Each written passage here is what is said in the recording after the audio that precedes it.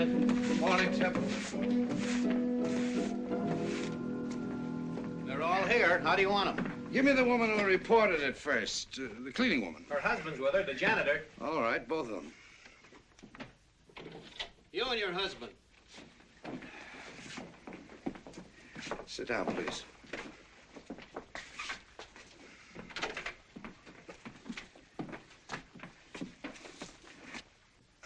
What was the man's name? Dr. Frank Peralta. Dr. Frank Peralta. All right, what happened? When I went in this morning to clean up, it was about 7:30. There he was, just laying there. You live at the same address, I believe, Mr. Benson. That's right, same floor. And you saw Dr. Peralta last night? Around 10 o'clock. He was coming in, I was going out. Was he alone? No, he had a young lady with him. You know the young lady? Never saw her before. Very pretty, very nice looking. Remember what she was wearing? Some kind of a blue suit, flowers in her hair. Gloves? No, I don't think so, but I don't remember exactly. They were going in, up to his apartment, presumably. That's what I assumed, of course. Mm-hmm. And that was about 10 o'clock? Around 10. Think you'd know her if you saw her again? I think so. We met face to face. I see. What do you know about her, Mrs. Dietrichson? Well, I live in the apartment just under Dr. Peralta. About 10:35 last night, I heard this thud on the floor above my ceiling. How do you know the time so well? I just turned on the 10:30 news. I heard footsteps on the stairs outside, so I opened my door a bit and looked out. I was curious. Yes. I'm glad you were. What'd you see? A young woman, quite pretty, passed me and went out the front door. From Dr. Peralta's apartment? Well, I suppose so. But you didn't actually see her come out of his door. I'm not sure, but I don't think so. Do you think you'd recognize her again if you saw her? Oh, yes, I'm sure I would. I got a very good look at her. She passed under the light. I see. You're Dr. Peralta's secretary. I was. What do you know about any plans he had for last night? He had an engagement for dinner with a girl named Teresa Collins. You didn't care for Miss Collins, I take it? I know very little about her. But I couldn't believe that Dr. Peralta was in love with her. You mean he thought he was? Oh, sometimes he did, and sometimes he didn't. But she treated him so wickedly. She kept him in such a state.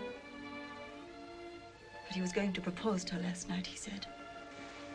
Teresa Collins. Do you know where she lives? No. But I can tell you where she works. She runs a magazine stand in the lobby of the medical building, where Dr. Peralta's offices are. Were.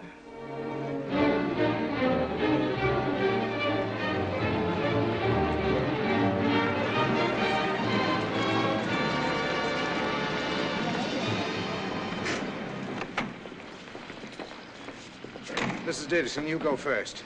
Just look around, see if you see anybody you know. In the middle years, but not a bad little number at that. Keep your mind on what you're doing, will you?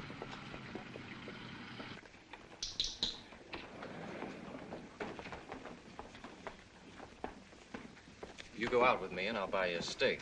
Good enough for me. I ain't kidding. Neither am I. Thank you. When I get out of this monkey suit, I ain't such a bad-looking guy.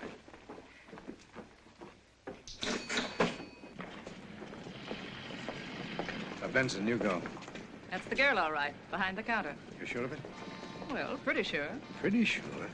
Won't you swear to it? I think so. Still, there's something. Yes, I'll swear to it. Well, I hope you'll remember that. Don't you remember me? Sure, if you want me to. I remember you, all right. Where'd she go? Well, how do I know? What about in there? That's the girl, all right, behind the counter. You swear to it? Yep. On a stack of Bibles a mile high.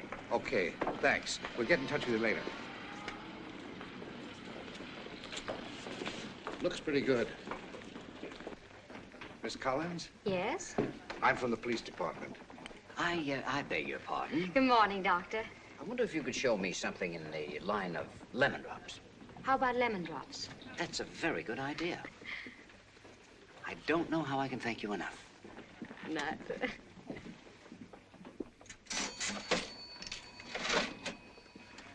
I'm sorry. Okay. I wonder if you'd mind telling me how you spent last night. Why? Do you mind? No, but From about 8 o'clock on. what's it all about? Begin at 9. Will you tell me then? All right. I went for a walk in Jefferson Park. Alone? Yes. How long did that take you? Oh, I got home about 11:30, quarter of 12. For nearly 3 hours, you walked alone in the park? Well, not exactly. For about 2 hours, I was listening to the band concert. And then when it was over, I strolled down by the lake and sat listening to the singing over the water. Then I got chilly, so I went on home. In all that time, you never met anybody you knew? Well, I didn't say that. Anybody who knows you, I should say. My butcher and his wife sat back of me during the concert. Oh. What's his name? Mr. Peterson, Vine and 14th. That's where his shop is. Uh-huh. You speak to him? Oh, sure. We're old friends. I can check, remember. All right, check. Anyone else? Yes, the park policeman down by the lake. We talked for quite a while. You know his name and number? No, but we know each other. We've talked down there before at night. What's he? Some kind of sweetheart? Well, not till I get his name, anyway. Well, the truth is... And a boy named Nat DeGroot, walked home with me.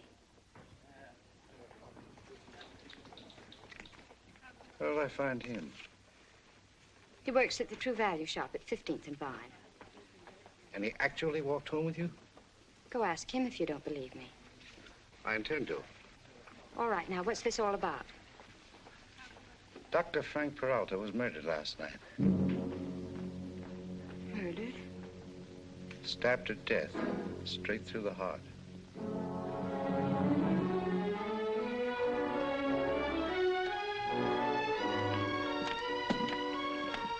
Doctor. Terry.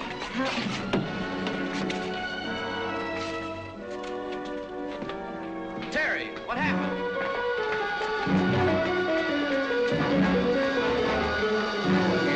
Break it up. Yes, sir. All right, folks, keep moving. Keep moving.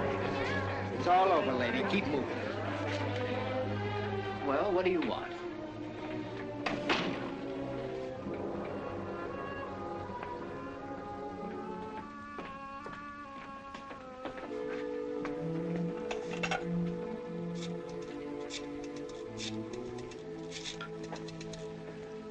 Hello, Frankie. Okay. She's all right now. A little shaky, but okay, the doctor says. All right, let her go. Are you kidding? Of course I'm not kidding. It's a free country, isn't it? You mean with 2 witnesses that saw her smack at the place? Against 3 who saw her smack away from it. 4 smacking miles away from it. I saw them. 3 solid, tax-paying, God-fearing citizens who know her and talked to her all over Jefferson Park last night. From 9 o'clock till 11:35. Well, what do you know about that? I don't get it. I just don't get it. Don't make any more sense to me than Chinese music.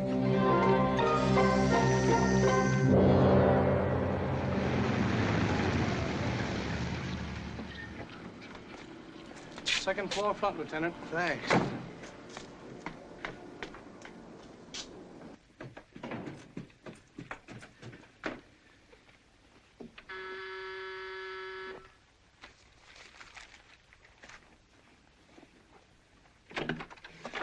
Can I come in? Certainly. Thanks. How you feeling now? All right, thanks. It sticks, you know. It sticks? The alibi. Oh, well, of course. It's the truth. That butcher now. He couldn't be in love with you. No. The cop might. Another guy, but not the butcher, I don't think.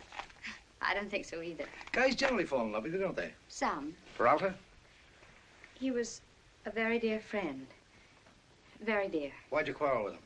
The elevator boy heard you yesterday. It wasn't a quarrel. We just differed about something. Rusty never liked him. Jealous? You think Rusty might have killed him? Why? Well, he was in love with you too, wasn't he? For a policeman, you certainly spend a lot of time thinking about love. Yeah, I'm the romantic type.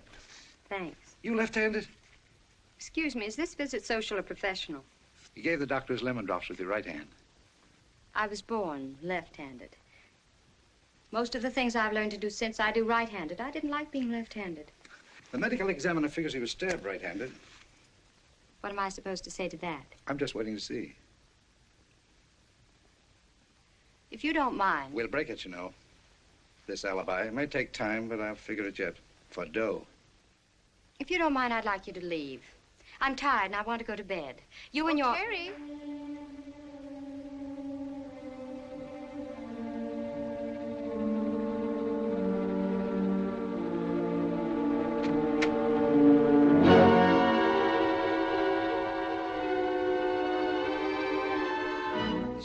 That's it. My sister, Ruth. Why didn't you tell me? Excuse me. I was going to when the time came. Everybody knows it, so there wouldn't have been much use to try to hide it. Not at the medical building, they don't know it. No, not there. That was so we could take days off when we wanted to, when we didn't have another job. Do you make a habit of that kind of monkey business?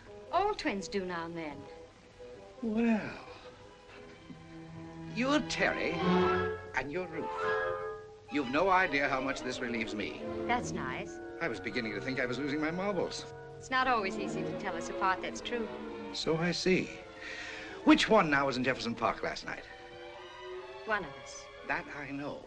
Which one is what I ask? You or you? Oh, well, now, no use stalling about it because I'll get it out of you one way or another. So, How? Look, you don't want to make this any tougher than it is, do you? So let's have it and get it over with. Which of you did which last night? One of us spent the evening in Jefferson Park. The other stayed home and went to bed early. But how can that one prove that? And that's all we're going to say. Were you in Jefferson Park last night? Are you going to answer me or not? I'm not. You're only making trouble for yourselves, you know. It'll be all the harder for you in the end. How? Because you can't get away with a gag like this. What? Look, will you cut this nonsense out and be sensible? A man was murdered, you know. I'll give you one more chance now, and this time let's see if we can get somewhere. Which one of you stayed home here last night? One of us spent the evening in Jefferson Park, and the other... But what one did which is what I'm asking. Which one did which? Okay. I'll just have to run you both in. Are you allowed to play the field like that? What do you mean? Can you throw any number of people you want to into court and tell the judge to take his pick? I'm afraid you're going to look awfully funny explaining that even to a lawyer. What lawyer? The one that's coming straight to the police station if we're not here to answer the phone any time tonight. Pretty smart, aren't you? Not dumb. Well, listen to this. Did you ever hear of a little charge called obstructing justice? Yes. Then would you like to reconsider? Me? Or her? Look. Will you tell me one thing? One of us. Will you cut that out? Is there no way at all of telling you two girls apart? We're identical. I thought I told you that.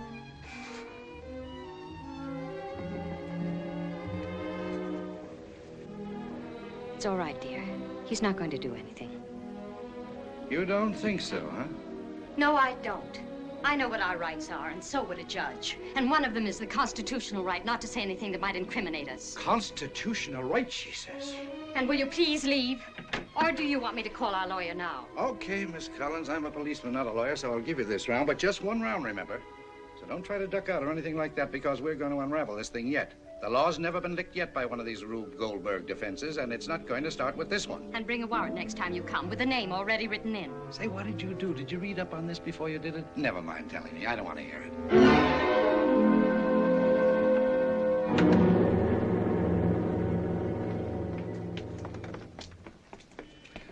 I forgot to tell you, Lieutenant. Yeah? It's two of them, two twins. Did you get that? Yeah, I got that. Look very much alike, the fellow was telling me. Some people can't even tell them apart, he said. Can't they really? Well, that's the way twins are, you know. Yeah, thanks.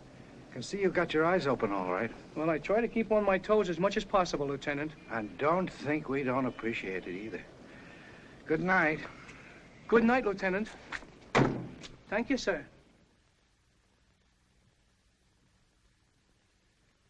It's no use. There isn't even a piece of print on this handle. Gloves? Could be. You know, there ought to be a state law against the sale of gloves to murderers. You know what they do in the old days? That's no good. Ladies bruise too easy. Get me Judge Hill. Yes. Judge Hill. You know, Lieutenant, I was just thinking. Yeah? I was just thinking, maybe one of these babies has got a birthmark somewhere. And I was just wondering if it might not be a good idea if I ran back there and made a kind of a thorough examination of both of them. Just an idea. All right, now, if you're through with the comedy relief, here's a list of witnesses I want you to get after. Have them here at 9 o'clock tomorrow morning sharp. Got it? Got it. Oh, Judge? Judge Hill. Lieutenant Stevenson, Detective Bureau. I want a couple of warrants for Ruth Collins and Teresa Collins. That's right. Charge suspicion of murder. Yes, sir, both of them. What? I'm going to hang numbers on their backs like football players.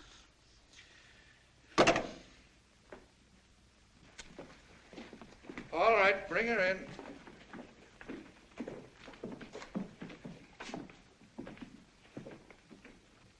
Where do you live, Collins? 492 Kendale Avenue. Have you ever been arrested before? No. Turn around. That's her, all right. No question in the world. Bring her in.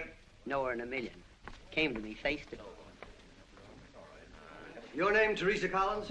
It is. You two girls are held on suspicion of murder. What have you got to say for yourselves? Neither one of us intends to say anything until we've talked to a lawyer. Well, how do you like that? Know her in a million, huh?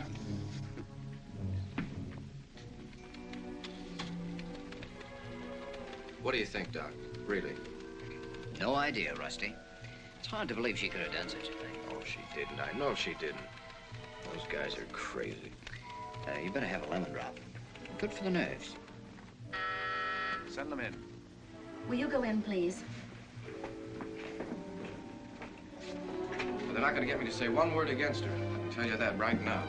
I knew her too well.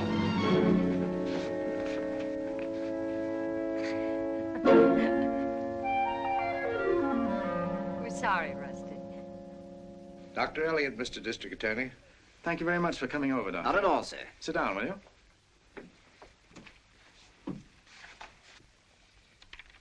I don't think this is going to take us very long, Rusty. You told Lieutenant Stevenson that you saw Dr. Peralta and the girl at the magazine stand talking and apparently arguing on the morning of the day Dr. Peralta was killed. That right? Yes, sir. Can you tell me which girl that was? No, sir.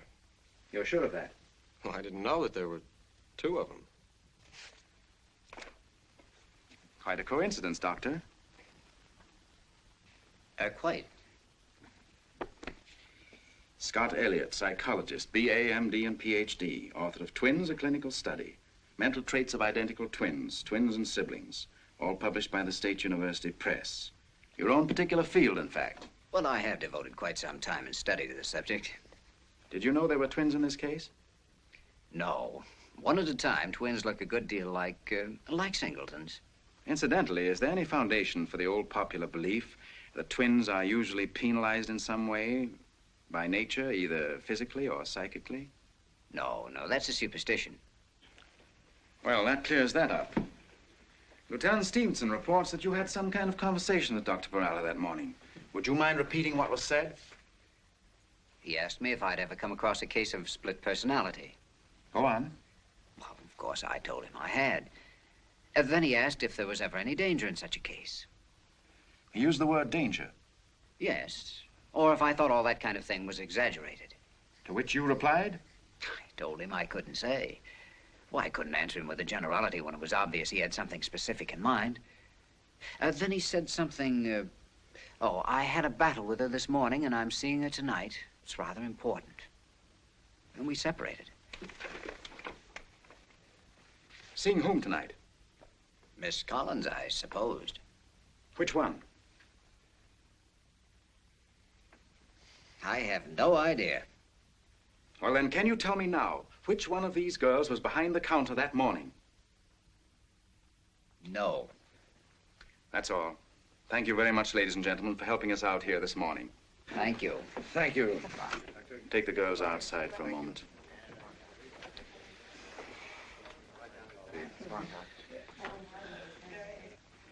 You see? You're going to let them get away with it? What else can I do, Lieutenant? You haven't a witness that can tell one girl from the other. I wouldn't have a ghost of a chance in court. A kid just out of law school could make a monkey out of me with a setup like that. I couldn't even get an indictment from the grand jury. They'd want to know which one, too. But one of them murdered him, you know. I'm sure of it, and you tell me which one, and I'll put her in the chair. I've just as much concern for the proper operation of the law as you, Lieutenant. But in this case, we're helpless. If you have no more evidence than you've shown me, it would simply be a waste of time to try to take it into court. Okay. Let's have him back. Come in.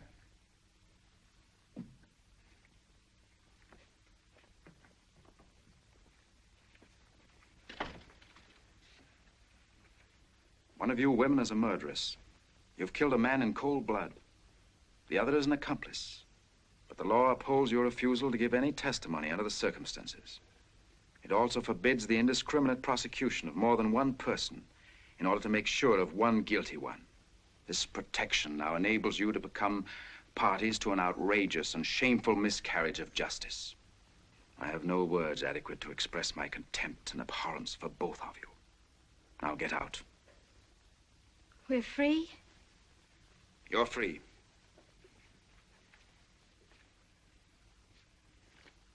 Goodbye, Lieutenant. Au revoir, Miss Collins.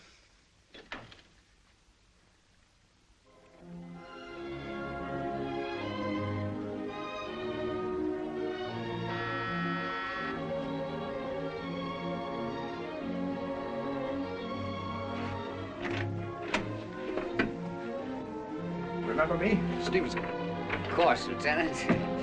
Come on in. Sorry, Stokey. I don't mind ordinary music. It's the wonderful stuff that bores me. That's snobbish, you know. Well, this is an ordinary place. Where are the gimmicks? Gimmicks? Don't you witch doctors treat people with tinker toys? Oh, they're in the laboratory at the university. What about that office you keep at the medical building? Just a convenient place to get case histories. I don't practice, really. Will you have a lemon drop? No, thanks. Sit down. Thank you. Ever given any thought to this twin case? I supposed you'd given that one up. No. Not me. Not me personally. This is on my own time. You don't look ambitious. It's not ambition. I'm just peculiar. I don't like a perfect crime, not even in books. I don't like to think things are organized that way so somebody can beat a square rep. Yes, I've thought about it. I rather like those girls. Oh, one of them, anyway. She seemed very nice. You don't know which one? No, I'm afraid not. I never had a chance to talk to them together. You think you'd know if you did? I imagine so. You couldn't tell that day in the DA's office, could you? No. You see, the whole thing just burns me to a crisp. Why? How do you know somebody else didn't do it? I don't. In the meantime, I'll play along with the twins, at least one of them. Do you realize, Doc, that one of those girls could knock that guy off in the corner of Broad and Main with 50 witnesses, and we still couldn't hang it on her? Oh, I guess not. I could be in that room myself and see her plant that knife with my own eyes. And do you know I couldn't make it stick unless I grabbed her by the wrist and held onto her until I had her in solitary? I just can't bear it, I tell you. I can't bear it. So? So, first, tell me this. You're a twin expert. Do you know anything whatever about those two dames that would give me a chance to begin to work? Well, sure. What? The crime. The crime? Well, of course. You don't suppose just anyone could commit a murder, do you? You're going to have to be very patient with me. Just what do you mean by that? Character, personality. Not even nature can duplicate character, even in twins. I interviewed a pair of twins one time so alike that dogs got mixed up about them. Once living 1,000 miles apart, they both got toothaches in the same tooth, and each one had that tooth pulled out. Do you know why they were living that far apart? Why? Because one was lecturing at a big Eastern university, and the other was serving a stretch in Leavenworth. Different characters. I see. Well, it's the same here, I should say. If you're right about these girls, one could, one couldn't commit murder, and, well, that's all there is to it. Yeah, that's all there is to it. Constitutional rights. Oh, well, another thing. You often interview twins? Often, but not for the police. What about the one you've liked? What about her? Suppose she's innocent. There's no particular reason to believe she's in any danger, if that's what you mean. Living with a killer? It's really not my business, that kind of thing. If one of them kills that way with a knife, don't you think there's a chance she'd kill again her sister if she ever became nervous about it?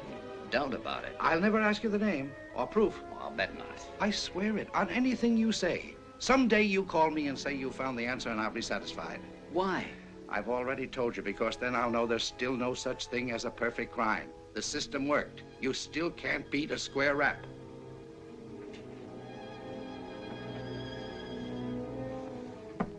Social regularity, huh? If that's your name for it. Well, it's out of the question, the whole idea. I'm not a detective, and there's no reason whatever to assume I could be of the slightest help to her. Besides, I didn't say I was in love with the girl. Simply said I liked her. But how do I know she wasn't the one who did it? You can't just look at a person and tell a thing like that. For all I know, she may have been killing people for years. Both of them. All I said was that she was very pleasant, very nice, and it's not easy to believe that...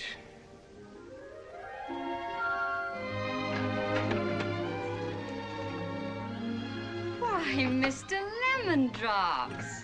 Well, it couldn't be anybody but Terry. How are you, Doc? Glad to see you. Thanks. You too. Here. Thanks. Still chomping on that cast iron candy. I've told you before, I don't chomp them. I wear them down.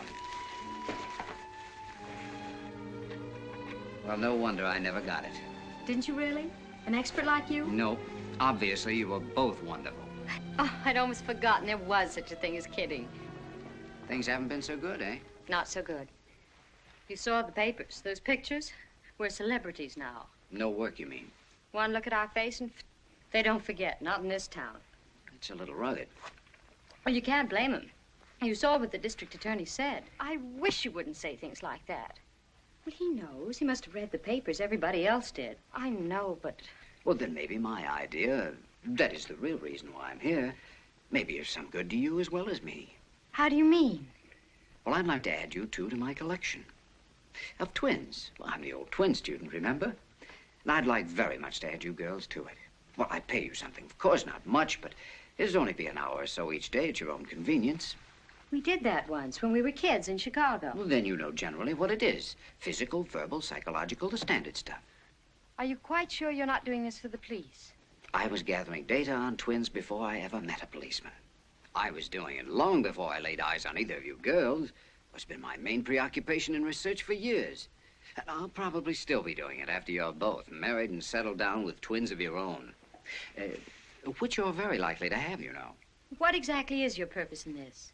The purpose of all research. To learn as much as possible about the subject. In this case, to add to my knowledge of identical twins. And you'd pay us?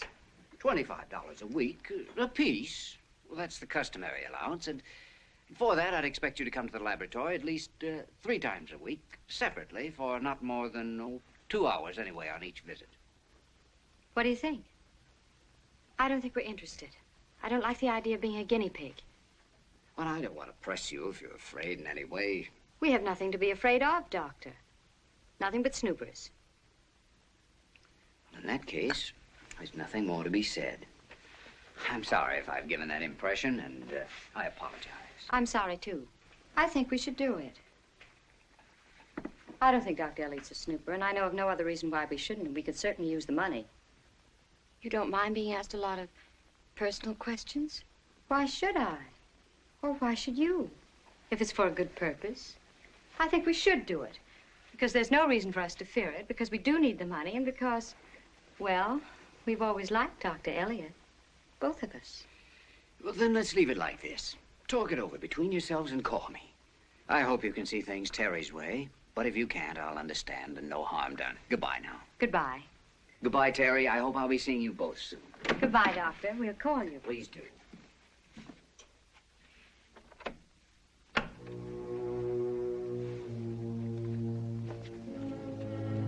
What's the matter with you? Do you think that was very wise? Why? What are you afraid of? I'm not afraid. It's... Don't lie about it. You are afraid. You're more and more afraid every day. Why? Terry, you know very well what it is. You think I killed him. Why don't you admit it? But I don't. You know I don't. Then why are you so frightened? Terry, if they knew which one of us was in his apartment that night, you know what that would mean. He proposed to me there, and I said yes. Why should I kill him? I know that, dear. I know you didn't do it. I know it so well that I'm willing to do anything to keep them from learning you were in his apartment that night. That's the only reason I'm frightened. Believe me, dear. Please believe me. Well, then, is there anything about yourself that you're afraid for Elliot to learn? Oh, of course not. Well, then, stop worrying. There's no need for it.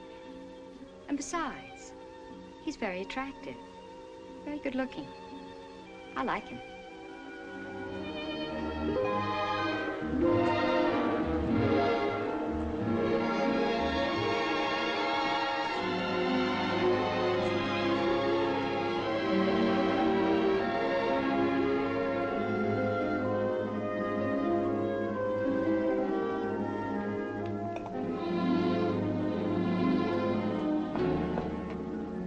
don't think we could fool you now? No, not anymore, Terry. I even have you spotted at the magazine stand. How do you mean? Well, I know some of the times when it was you and some when it was Ruth. Not all of them, of course, but some. What was the difference? I don't know. Meaning I'm not sure yet. Which one did you like the best? Oh, you. Really? Sit over here, will you? Why? Why what? Why do you say you like me best? Because that's always the answer during office hours. What's this one? These are pictures of ink blots. Actually, the kind you probably made yourself when you were a child. Just blobs of ink and the paper folded over. What's it for? It's another way of examining personality. Now, I'm going to hand them to you one by one. And all you have to do is tell me what you see there. What it looks like to you. Quickly? If you see it quickly, sure. As soon as you make something out of it, you tell me, that's all. You ready? Mm-hmm. Now, face that way, please. Now, what does it look like to you? Might be a mask. You see? The black slanting holes for eyes, heavy eyebrows, and pursed lips give it a fixed expression. Anything else? May I turn it? Any way you wish. This looks like the face of a white lamb with a black nose. It's got a mark on its forehead. It looks like a moth spreading its wings over a butterfly. Beneath its front paws are two men, face down, with their arms outstretched. It all seems symbolic of something. The lamb looks so innocent, but it has two men under its paws. Symbolic of what? The lamb of death? I wonder if you're really as cool as you pretend. Oh, no, I'm not. I don't think so either. Outside the office, I'm Robert Taylor with Jet Propulsion. What do you see in this one? What does it look like to you, Terry? These are two men, back to back, but they don't seem to be aware of each other. Now it's changing into the full face of a man with drooping mustache and slanting eyes. And this is a dancer, a woman, dancing with a puppet. Now you see the puppet reaching to pat a cruel rival that pretends not to see her, but all the time he's trying to reach near enough to do her some harm. May I have a cigarette, please?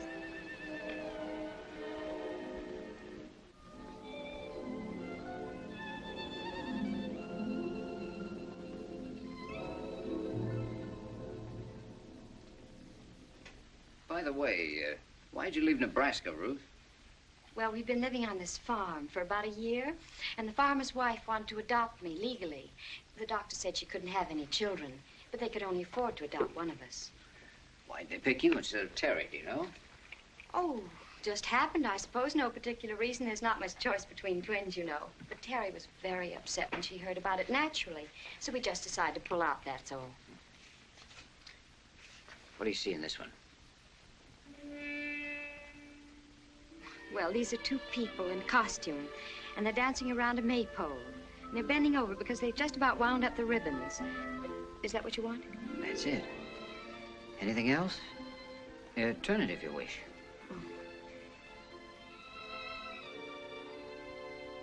These are two skaters, like in the ice show. And they're leaning backward with one foot high in the air and their arms extended. How did Terry find out, do you know? Oh, the farmer, I think. He never liked her from the beginning for some reason. Was he cranky? No, I got along fine with him, but Terry, for some reason... What do you see in this one? Oh, these are two old ladies sitting back to back in an open streetcar, like the old cable cars in San Francisco, and they seem frightened. They're holding on to their arms of their chairs with their hands, and they've got their feet tucked tightly under their seats. Oh, look at those chins. And this is a drum majorette with a high bearskin shako. And she's very straight and graceful, light-footed, and she's got her knee high in the air. Thank you very much. Hello? Well, it's about time. Sorry I'm late. What'd you do, go through town? No. Scott and I just got to talking. Talking? After that ink blot stuff. Who do you suppose ever thought that one up? Talking about what? Oh, just gabbing. Chicago, movies, when we were kids. Not about us. No, mostly about himself. He was really awfully funny about when he went to school. He must have been. He was, really. Once he drops that office act, he's really an awful lot of fun. The way he used to be around the cigar stand, remember? Is that his line, down memory lane? I don't think it was a line. He just seemed to want to talk, that's all. Nothing romantic. I'm afraid not. Dear me, you sound disappointed. No. Not falling for him, are you? My goodness, Terry, sometimes it seems as if that were all you ever thought about, falling for somebody. Of course not. Just don't want to see you do anything foolish, that's all. Yes, Mama. Because I'm not convinced yet that he's being strictly on the level with us in this thing. Oh, I don't know, of course. Oh, I can't believe it. Well, perhaps not. But if I were you, I'd be just a little careful. Not too friendly. Yet. Oh. If only we weren't so...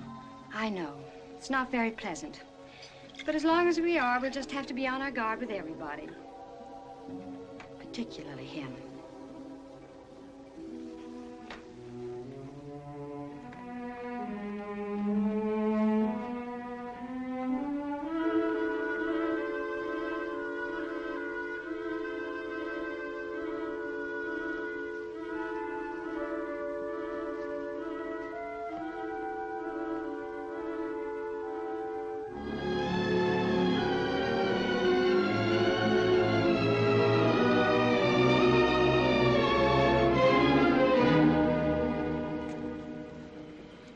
Well, it's something I hadn't figured on, never even dreamed of.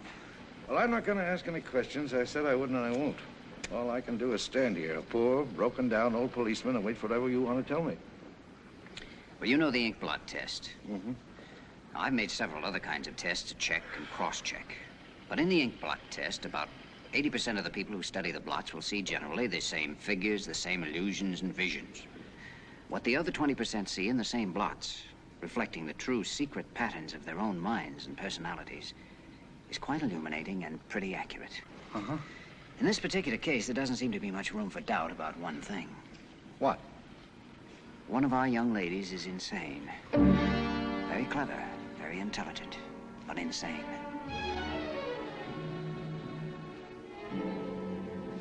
Now, this one's called a free association test. And it's so simple that even I understand what I'm doing. Look, if all this is to find out which of us is the smarter, I can save you a lot of time. It's Terry. Is that official?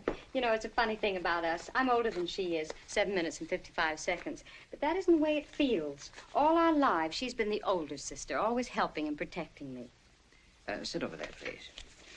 And like a mother, too, actually, because we've been orphans since we were 10. I wish you'd get it out of your head that this is a contest. I'm interested in absolute, not comparative results. Yes, Professor. You know something? What? I'm a very pleased man today. Good. Which I haven't been for almost a week. No. Because you haven't seemed happy. I'm sorry. I was afraid I'd done something that offended you. Oh, no. Well, I didn't mean to, I assure you. It was something else. I was a little worried about something else. But it's all right now? Yes, it's okay now. Good, that's the way it ought to be. Well, back to cold science. Now, I'm going to give you some words, one at a time. And as soon as you hear the word, you answer with the first word that comes into your mind. Not a sentence, just a single word. And answer as quickly as you can. That's the important part of it. Speed. You ready? Mm-hmm. Table. Chair. You ready? Dark. Night. Moon. Beans. Knife. Scissors. White. Black. Mirror. Death.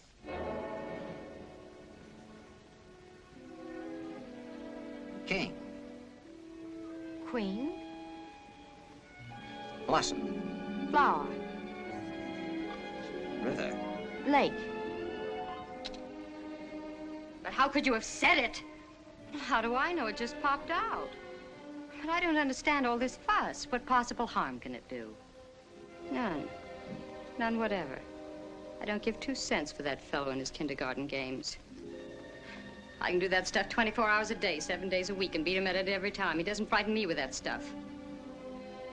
But it's you I'm worried about. But why? Because it shows your mind's still on that thing, and you can't deny it. When he said mirror and you automatically said death, that proved it. It may not mean a thing to him, but it does to me because I understand some of that mumbo-jumbo, and it's a dead giveaway that it's still in your mind and I had something to do with it.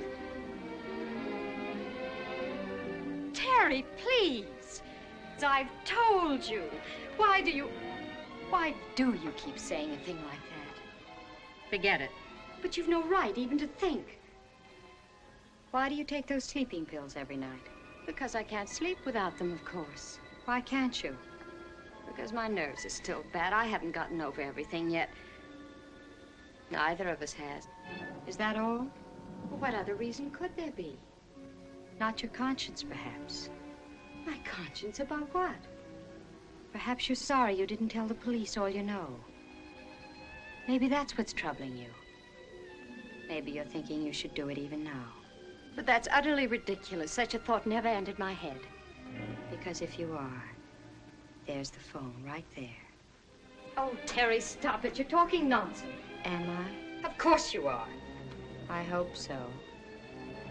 Because if you ever suspected me, I don't know what I'd do. I really don't.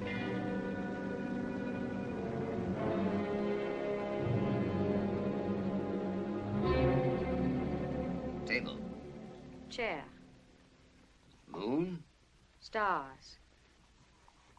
King. Queen. Death. Mirror. Girl.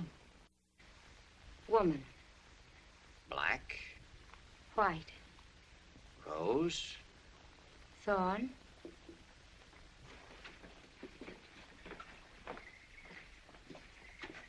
I have an idea you aren't very much impressed with any of this stuff, actually, are you, Terry? No? Then why do you think I'm here?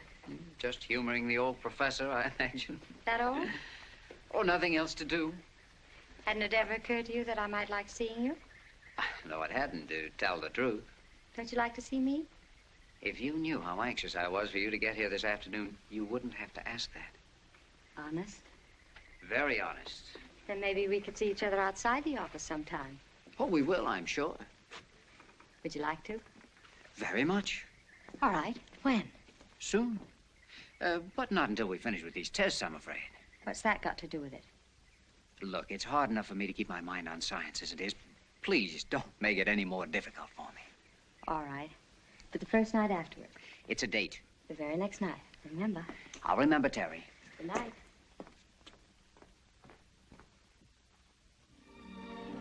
I was really crazy about that boy, but Terry simply couldn't stand him. She insisted he wasn't on the level, and that's the way it turned out. He wasn't. How'd you find out? He dated her one night, and she told me. Terry's turned in, I guess. How many men have you been crazy about? Oh, that was just kid stuff. We were about 16 then, I think. All this autobiography I'm giving you. Is this for science, too? No. No, this is personal. The more I know about you, the more I want to know. I want to know everything about you that's possible to know. For myself. And apparently you will. Good night. Do you think when all this business is over, I can call and ask you out for dinner, dancing, or just to talk in a purely personal way? You think you'll still want to? That's what I'm looking forward to. Do you mind? No. I like it. You're a wonder.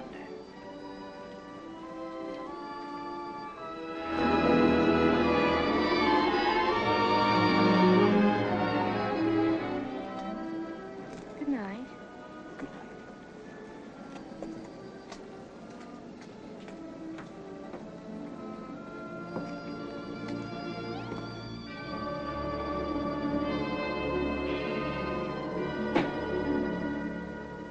It's all right. I'm not asleep. Don't turn on the light. I'll undress in the bathroom.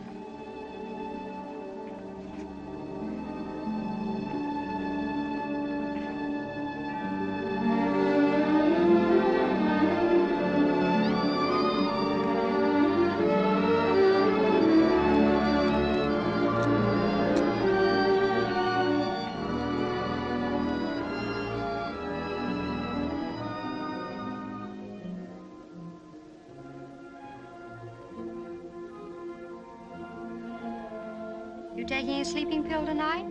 I don't think so. I slept all right last night. I think you better take 2. 2? What on earth for?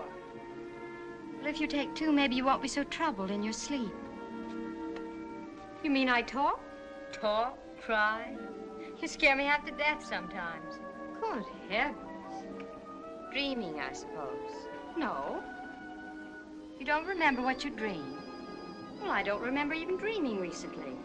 You don't remember my waking you last night when you were sobbing? No. Know what you said to me? No, what'd I say? Such big, deep sobs, as if you were terrified.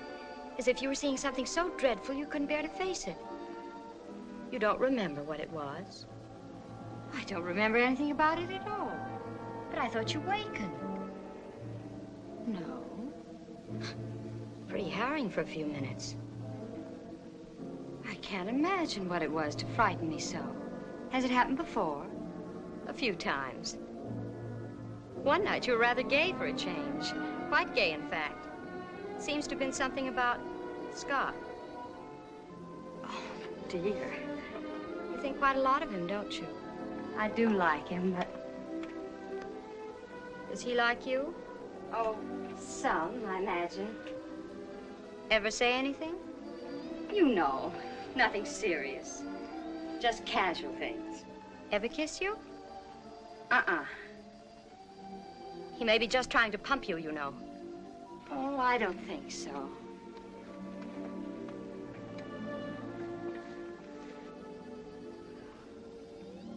Don't you want to know what seemed to be frightening you? I don't know whether I do or not. You've talked about it before in your sleep. You were worried about one of us being crazy. The old saying, you know, that one of twins is likely to be abnormal. But that's not true. That's a superstition. You heard Scott tell the district attorney that. I know. Why, that's an old wives' tale. We've heard it for years, both of us, but it's not true. Didn't you hear Scott say it wasn't? Yes, I heard him.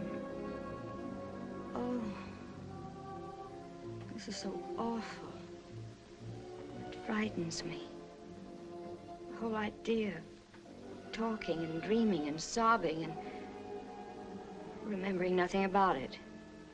Well, it can't be very pleasant, but it's not really so important. Just bad dreams.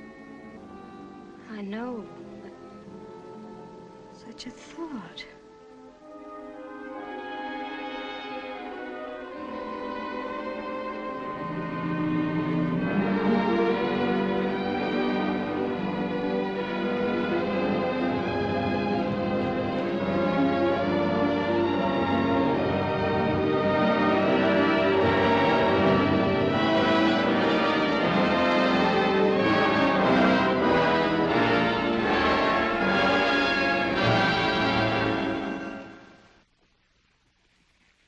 What's this one?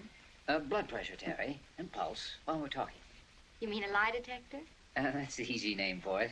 Do you mind? Why should I? What do you want me to talk about? I'll let you know when we're ready. How much more of this stuff have we got? Winding up this week. Friday afternoon, and that's that. The whole thing? The work's complete. Then Saturday night's the night. Night? If you tell me you've forgotten. Oh, sure. Remember? Yeah, that's right. Well? Oh, I'm afraid I did forget. I'm terribly sorry. You mean you can't make it? In the other night, but... What a man. And me thinking that you were simply living for that night. Oh, it's inexcusable, I know, but we finished so much sooner than I expected. Who's my rival? You have no rival, you know that. That always the answer during office hours, too? Your memory's too good. Come on, let's get on with this now, shall we? And straighten that out later. Oh, there's nothing to straighten out. My heart's broken, that's all. Let's have the machine. All I want you to do is answer a few simple questions. Not on any forbidden subject, so you needn't be worried about that. Oh, it's all over the whole thing. Ask me anything you wish. Does that go for Ruth, too? Well, that you better ask her. Oh, yeah, yes, of course. Well, I hope so anyway. You've both been through a pretty terrible ordeal. If you've managed to come out of it okay, that's wonderful. Well, what are you going to ask me? Oh, you were telling me the other day about when you lived in Ohio before you moved to Chicago, remember? Anything else interesting along about that time? Oh, offhand. I believe that Ruth was telling me about a boy that she went with that you didn't care very much for. Oh, Freddie Eklund. Yes, I think that was the name in Dayton. Why? What did she say? She just said that you told her he wasn't on the level and proved it. Was she complaining? Good heavens, no. She was grateful. You know how she depends on you. She was just rambling along about how you've always looked after her, sort of like an older sister, she says. Did she tell you that I knew him first? No, I don't believe she did. Well, that's the truth of the matter. I met him first and introduced him to her. And he didn't care in the slightest for her, and I knew it. And then he started going around with her, without her even dreaming for 1 second that it was actually me that he was interested in.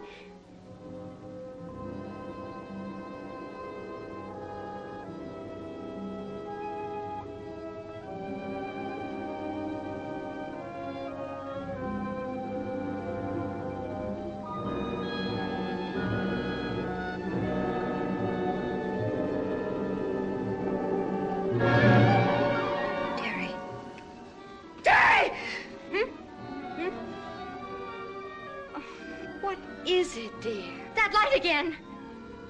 Wake up, dear. You're dreaming again. No, it wasn't a dream. Didn't you see it? There wasn't anything to see, dear. You're dreaming, I tell you. It wasn't a dream. I wasn't asleep. The whole room lighted up, Terry. I saw everything in a great flash. Now you're all right. There's nothing to be afraid of. Oh, but I was sure I saw it. I was sure of it. It doesn't matter. It really doesn't. But what is it? What do you think it is? Oh, something's happening to me and I don't know what it is. I don't understand it. You're just imagining things. Your nerves are playing little tricks on you, that's all. I'm so scared. I'm so scared I don't know what to do. It's nothing, really.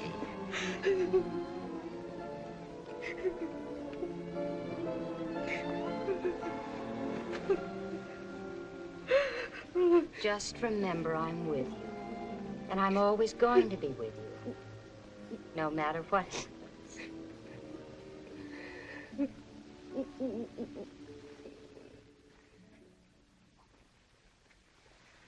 So that's all there is to it. Yes, that's all there is, I'm afraid. I didn't promise you a great deal more, remember? All I can say positively is that Ruth didn't do it. She simply isn't capable of that sort of thing. That I know. That does narrow it down a bit, though. Terry's a paranoiac. Paranoiac has no more conscience, no more sense of right and wrong than a 2-year-old. Paranoiac's capable of anything. That's something, but not much. You can't run loonies until they've done something, broken some kind of law. If their families don't see fit to commit them, you just have to wait till somebody's set on fire. Unfortunately. Pretty tough on Ruth. You gotta tell her, aren't you? I suppose so, but it's not going to be easy. Apparently, she hasn't the ghost of a suspicion. No? What about that double alibi? She could be tricked. Terry could trick her. Well, much obliged anyway, Doc. Yeah, sorry I couldn't have been more help to you, Lieutenant. Good night, Sergeant. Good night, Doc. You gonna see Ruth again soon? I expect to. Tell her, right away, no matter how hard it is. I will. Because it's 6 to an even, you know. The other one's gonna pop off again before it's over. It's quite possible. It's better than that, and watch out for yourself, too. Oh, I don't think I figure very seriously in her calculations. She didn't mind these tests. They were just another challenge to her. Another opportunity to show the world what contempt she has for it. That was the first tip-off I got on her. Thought you said there was no pattern to a psychotic's calculations. Well, it's... Don't be too modest, Doc. All right, I'll tell her. When? Tonight. Tonight, if I can. Good night. Good night. You know, it might help if Terry came out and spit on the sidewalk or something. Then we could pick her up. If I was that young man, I'd feel a trifle nervous. Yeah, why? Because from the way he tells it, whether he knows it or not, he looks very much to me like the new Peralta. Target for the night, huh? Uh-huh. That's the way it is, you know. The minute the doctor falls in love with the patient, from then on, he's about as useful as a papoose.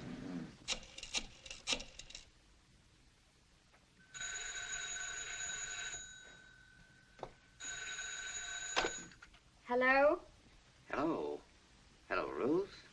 Hello, Scott. How are you, dear? Are you alone? Yes. Why? Well, I don't want Terry to know. Do you think I could see you alone sometime tonight? Of course. When? Anytime, whenever you say. Could I make it rather late? Around 11? She'll be asleep by then. 11's all right for me. Supposing I come to your apartment at 11 or a little after. I'll leave the front door unlocked and you come straight up the top of the stairs. I understand.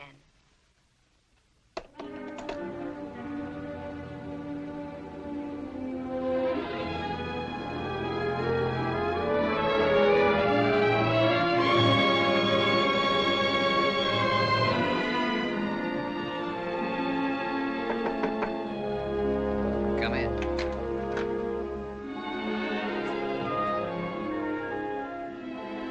Do you mind? What, no. Well, of course not. I couldn't be more pleased. Well, you know very well there's no one in the whole world I'd rather see walk in that door. I saw your light. I've been walking, and I thought perhaps if you weren't busy for a little while. No, I was just wondering what to do next. Not that it's anything important. Feeling depressed? I guess so. Something like that. Look, if you had your dinner, then what do you say? Instead of having dinner with me tomorrow night, how about having it with me tonight and tomorrow night? Oh, I didn't And mean... as many other nights as you can spare, too. But tonight, my dear, I think we should have it with music.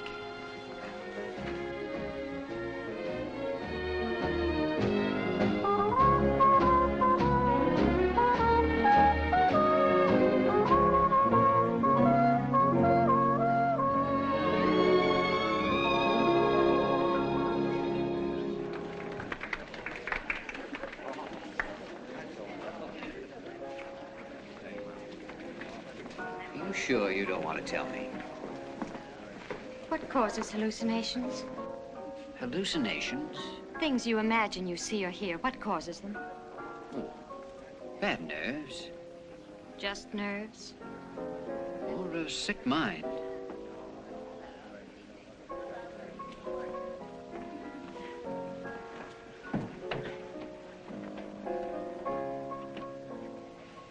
May I explain something? No, please don't.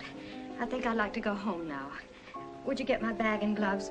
I'll wait for you here, and we'll go out this way. Of course, dear. I'll be right back.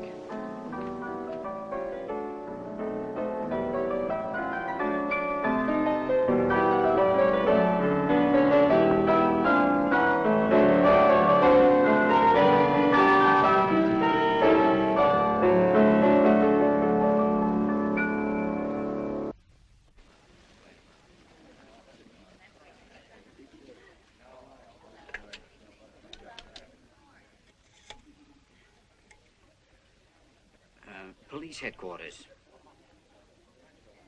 Lieutenant Stevenson, please. Lieutenant, this is Scott Elliott. What do you think of me in the role of a human booby trap? So you got the picture at last, huh? It's possible. Will you still be there at 10:30? I want to talk to you about something that's come up tonight.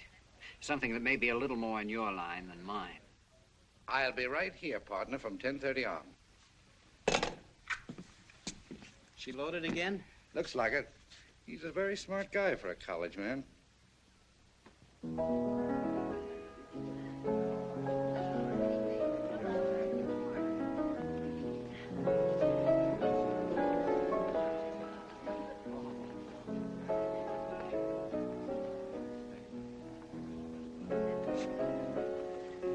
You ready?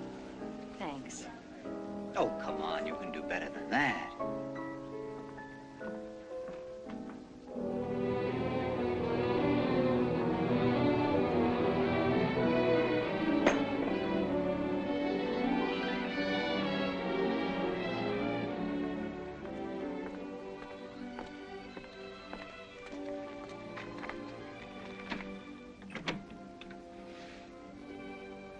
I was worried. Where did you go? Walk. With Scott? No.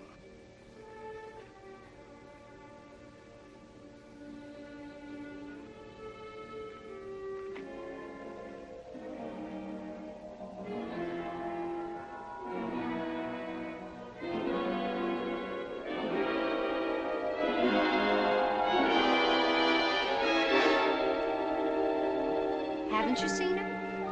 He called about 7. Who? Scott. I told you I haven't seen him. You just come in. No, I'm just going out to dance. I don't know whether I ought to leave you here alone or not. Oh, don't be silly. I'm all right. Have you been taking your capsules? No. Why not? They're no good. Well, maybe you don't take enough. But be careful. Don't take too many.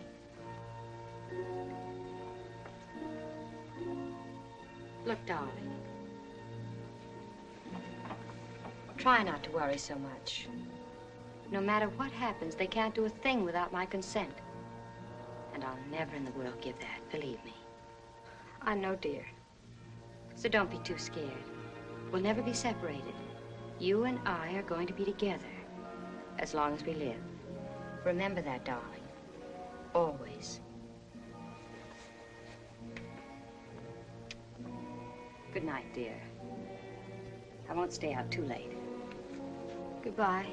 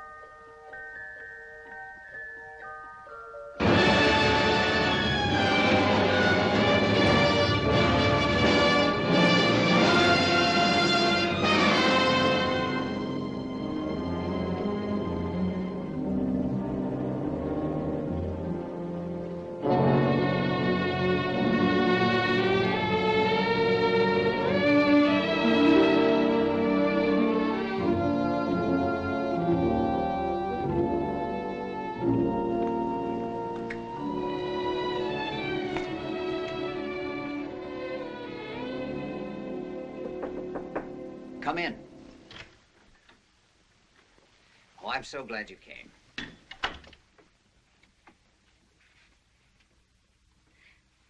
Oh, I wondered about how you lived. Apologize for his neatness, but I have no woman around to keep it messed up all the time. I'll hold it. Could I get you something to drink? No, thanks. I hope I didn't alarm you with all that urgency and mystery. No, I was just puzzled that you felt you had to have some excuse. I'd have come anyway. You know that. Sit here. But it wasn't an excuse. I was quite serious. It's something I thought we should discuss right away, privately. But has it got to be tonight? Oh, I'm afraid so, dear. It's quite important. It's about Terry. You don't like Terry, do you? Of course I like her. But what? But I love you. Why? Why do I love you? Why me and not her? That's something I'm very curious about. Why did you choose me instead of her? We're so much alike. What was it you thought you saw in me that you didn't see in her? How can I answer that? All I know is that you're the one I fell in love with. What else do I have to know? Am I better looking than she is? Well, to me, you are, of course. Don't laugh. I'm serious. I want to know what you think the difference is. For instance, kiss me.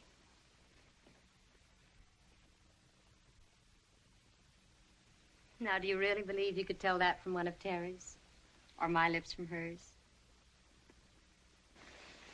I think so. Have you ever kissed Terry? No. Well, then how could you possibly know? How could you even say such a thing? I'm not sure, but I think I'd know in my heart. Would you really? I think so. Well, of course, I don't believe it for a second. But I wanted to ask you anyway because, well, after all, it's Terry they usually go for. She's the one that really sends them. But that's not true. Well, of course it's true. Terry's a smart one. I've told you that before. No. No, they don't go for her. That's the trouble with her. That's what I wanted to talk to you about. Well, I'm afraid I don't know what you mean. Well, it's not an easy thing to tell you, but I feel that I should. Terry's, she's not well. She's sick, inside, and she needs help from you and from me, if possible. Sick? How? She's twisted inside. How it got started, I don't know.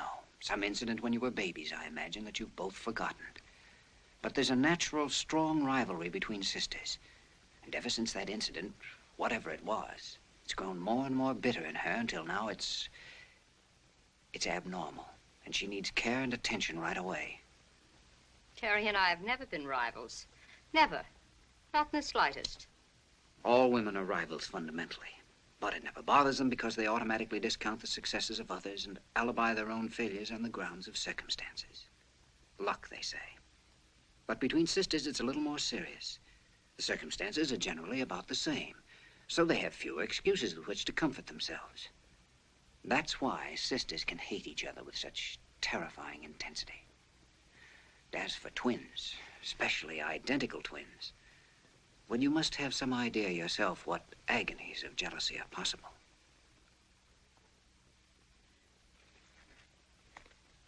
Go on.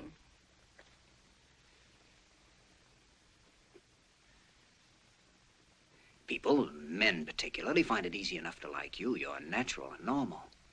By the grace of God, you've managed to escape that poison of rivalry and jealousy. But not she. In spite of the truth of what you say, that actually on the surface there's really so little to choose between you. That is, of course, a lie. I'm sorry, my dear, but it isn't. It's the whole history of her case, by her word as well as yours. Well, that boy in Dayton, remember? And the lawyer in Chicago. And that family that wanted to adopt you, but not her. It's the same story over and over and over again. Whichever they met first, it was you they preferred in the end. I've never listened to such utter nonsense in all my life. And I called you tonight because I want you to talk to her about this.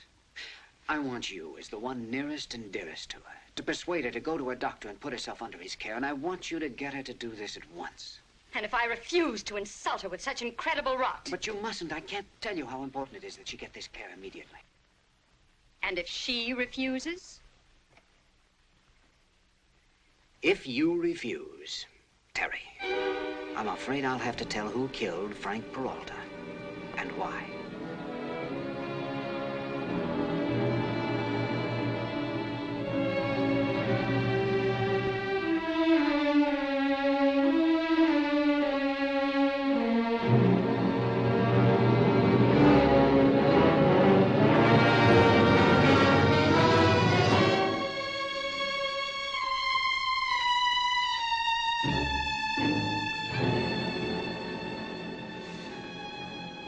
You can't. You don't know. I think I do. Not that it matters, because there's nothing you'll ever be able to do about it. Whatever you guess. Shall I remind you anyway? If you wish. Peralta was killed because the same thing happened to you again. It was Ruth he really loved, without even knowing she existed.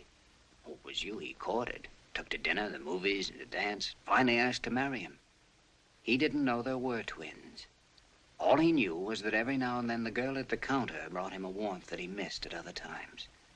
That's what puzzled him. That's why he asked me about a split personality.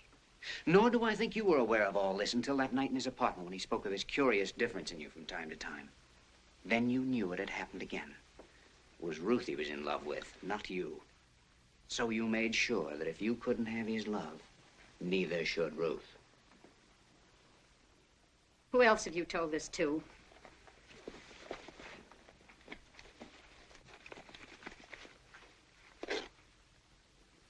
I say, who else have you told this ridiculous story to? Nobody else so far. And there'll be no need to tell it again if only you'll do what I suggest. Now go to your doctor and be guided wholly by what he says. I see no particular necessity for that. It's just as I told you. There's nothing whatever you can do about it, no matter how strongly you feel. You don't think so? No, I'm afraid you've just been wasting your time. But haven't you forgotten Ruth? Not at all. Well, you must have, because I can assure you she won't take this ridiculous story so lightly. I don't suppose so. She's been behaving so strangely lately that I wouldn't put anything past her. But I doubt if anybody would take seriously the word of a girl who suffers from hallucinations. Or hasn't she told you? Just a minute. What do you mean by that? Where's Ruth now? Look. Are you so sure you know which one you've kissed? Of course I am. Look closely. Are you certain?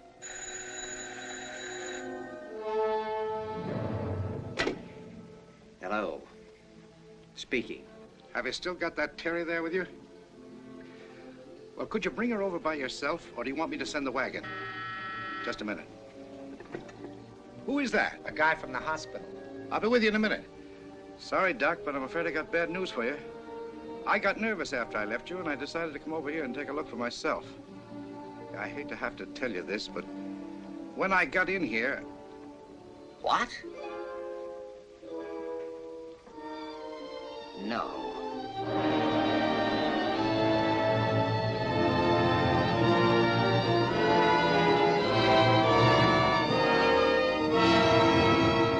All right, Stevenson. I'll be right over.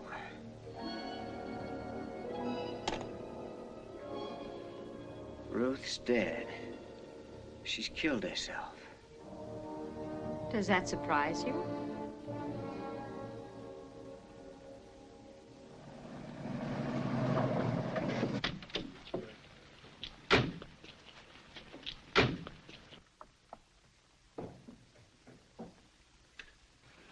I'm terribly sorry, Doc, but Oh, I'm terribly sorry, Miss Collins.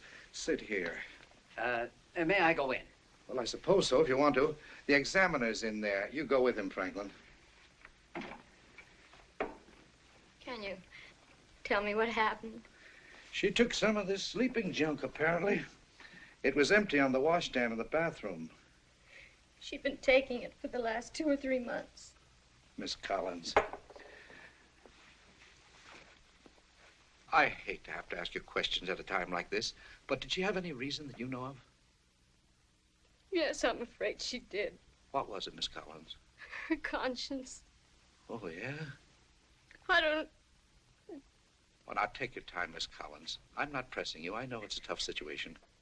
I'm all right. It's just I've been under such a strain, and now this. But she's free now, poor darling. And I have a right to some peace, too. Of course you have. Make a clean breast of it now, the whole thing. You'd be surprised how much better you feel.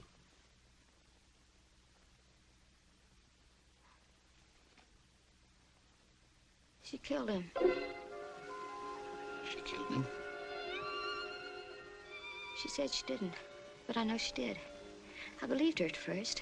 I kept on believing her for a long time, but now I know she did it. Take this down. That night, Miss Collins, what happened? When I got home from Jefferson Park, she was already in bed. I thought asleep. Then when it all came out, she got me to promise not to say anything, because she knew I knew she'd been out with him. You believed her then? Yes, but there was something the matter with Terry. She was sick inside. She was twisted. You mean Ruth? No, Terry. I'm Ruth. It was a kind of deep bitterness. Wait a minute. I thought you were Terry. No, I'm talking about Terry. I'm Ruth. But didn't you... Didn't I what? Nothing. I'm just a little... Go on. Well, then Scott found out about it. Something in those tests. And he told me tonight. He told me she was not right. She was sick inside with jealousy. That's why she killed him, Scott says. He didn't know there were 2 others. All he knew was... Just a minute. What are you trying to pull? I'm just telling him what you told me, dear. Just about what you told me, remember? But this isn't Ruth. This is Terry. Now, Scott, we've been over all that once tonight. This is ridiculous. I know this girl almost as well as I know myself, and it's Terry. How do you know? How do I know? I've been studying them daily for almost 2 months. Why, I have no more difficulty telling these girls apart than I have telling you and me apart. Can you prove it? Prove it? Yeah, all I know is that she says she's Ruth. She certainly sounds like Ruth, and unless you have some way of proving different... Shall I go on? You bet. I think we're beginning to get somewhere with this thing. Go right ahead. Well, the test only showed what I'd known for a long time, that she hated me from the bottom of her heart, because men found it easy enough to like me, but not her. It was the same story over and over and over again, whichever they met first.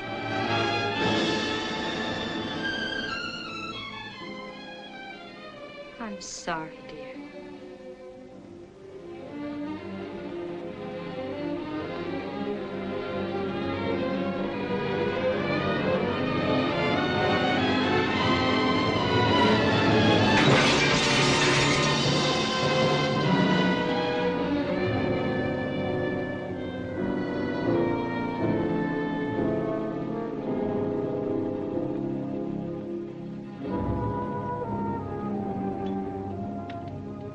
Not sore, are you, Doc? Of course not. The reason I didn't explain to you what I was going to do, I didn't know myself till I got here. It was only after a kind of a Dutch uncle talk with Ruth that the idea came to me, and then it was too late to explain anything, so I just had to take a chance, that's all. Well, all I can say is you aged me 10 years. But under the circumstances, I forgive you. Do you want to know why I got nervous? Why? Psychological reasons. Oh? They rubbed off on me. I got to thinking about what you told me, and then it occurred to me that maybe Ruth was in more danger than you were. After all, even a nut can figure out that it's simpler to get rid of a rival than to go on knocking over boyfriends all the rest of her life. I take back what I said about the police, Lieutenant. Thank you, Doc.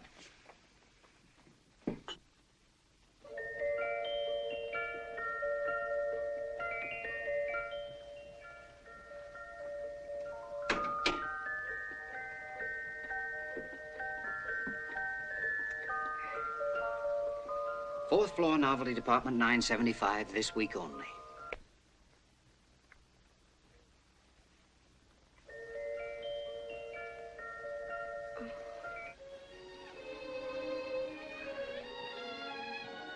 Was the mirror me? The reflection was. And that's what twins are, you know. Reflections of each other. Everything in reverse. And now will you answer one question for me? What? Under the circumstances, you're going to say it's impossible, of course, but why are you so much more beautiful than your sister?